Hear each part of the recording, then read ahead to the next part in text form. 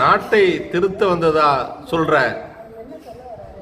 அரசியல்வாதி, புதிதாக அரசியலுக்கு ஒரு அரசியல்வாதிகள் நாட்டை திருத்துறது முன்னாடி இருந்தாலும் வீட்டை திருத்திட்டு நாட்டை திருத்த வரணுங்கிற அடிப்படை கூட இல்லாமல் இருக்காங்க.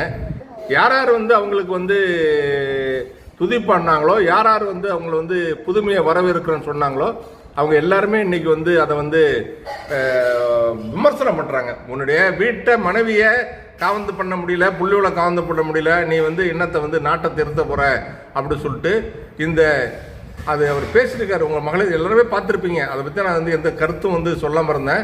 மகளிர் தினத்தில் பேசினவர் மகளிருக்கு உரிமை கொடுக்க போகிறேன்னு சொல்லிட்டு பேசுகிறாரு. ஆனால் அது சாதனைன்னு நிறையா சொல்லிருக்காரு. அந்த தாவகோட தேர்தல் அறிக்கைன்னு சொல்லிட்டு நிறையா சொல்லிருக்காரு. அதெல்லாம் அப்புறம் தனி காணொலியில் பார்ப்போம். ஆனால் முன்னே ஒன்று நீங்கள் எனக்காக நீங்கள் எல்லாம் போராடிட்டு இருக்கீங்க, அதெல்லாம் ஒரு ஒர்த்து இல்லை அப்படிங்கிறாரு. எது ஒர்த்து இல்லை? அவரோட குடும்பம் பண்ணி ஒரு கல்யாண வயதில் ஒரு பொண்ணும் அதுக்கு மேற்பட்ட வயசில் ஒரு பையனும் இருக்கிறது ஒர்த்து இல்லையா? இது பெண்கள்லாம் என்ன, இவருக்கு என்ன தனி சட்டம் இருக்குதா, தனி நியாயம் இருக்குதா? நீ வீட்டில் இருக்கிற பெண்களையே மதிக்காத நீ நாட்டில் இருக்கிற பெண்களை எப்படி காமந்த பண்ண முடியும் அப்படின்னு நம்ம பல காலமாக பலர் கேட்டுட்டு இருந்தாங்க. அதை இப்போ இவருடைய அந்த பேச்சுக்கு உட்பட அந்த இயக்கத்தில் அவங்க ஆதரிச்சவங்களே பல பேர் அதுக்கு எதிர்ப்பாக குரல் கொடுத்துட்டு இருக்காங்க. இதுதான் யதார்த்தமான கலை இரத்தம், தமிழக பண்பாடு, தமிழக கலாச்சாரங்கிறது இதுதான். அது யார் சொன்னாலும் நெற்றிக்கண் திறப்படும் குற்றம் குற்றமேன்னு சொன்ன நக்கீரன் வழி வந்த நாடு இது. அதனால பெண்கள் அந்த கடுமையான எதிர்ப்பை தெரிவிச்சிட்டு இருக்காங்க. பெண்ணுரிமை நிறைய பேர் பேசுவாங்க.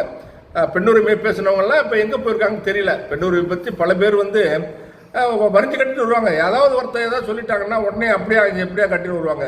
ஆனால் இவர் ஒரு அரசியல் கட்சி ஆரம்பிச்சிருக்காரு, ஒரு அரசியல் கட்சி இயக்கத்து தலைவராக இருக்காரு. நான் தான் ஆட்சிக்கு வர போகிறேங்கிறாரு. இவர் இது மாதிரி அத்துமீறி நடக்கிறாரு. குடும்பத்தையே மதிக்க மாட்டேங்கிறாரு, குடும்ப பெண்களே மதிக்க மாட்டேங்கிறாரு. இதுக்கு நியாயம் என்ன இருக்குது அப்படின்னு நியாயத்தை இந்த பெண் உரிமை போராளிகள்லாம் பேச மாட்டேங்கிறாங்க. வேற யாராவது ஒருத்தர் பேசியிருந்தா உடனே வரிஞ்சு கட்டிட்டு மல்லு கட்டிட்டு வருவாங்க. இவர் பேசுனதுக்கு ஏன் கேட்க மாட்டாங்கிறது எனக்கு பெரிய ஆச்சரியமா இருக்கு.